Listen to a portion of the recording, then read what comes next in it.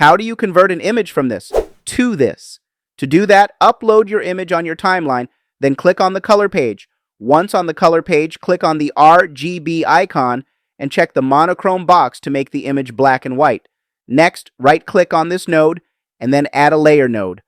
Make sure the layer node is selected, then click on the qualifier button, choose the picker tool, and then click on the color you want to pop.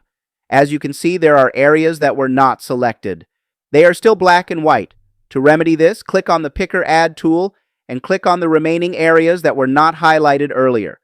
Just be a little cautious, as clicking on some areas may activate colors you don't want. Look at this. If I click on this area, the lips will also get color. Then if I click here, the face also begins to show color. I like this version, so I will keep it. Once done, just head on to the edit page to check the final result and add some slow zoom effects if you want. That's all for today. Thank you for watching.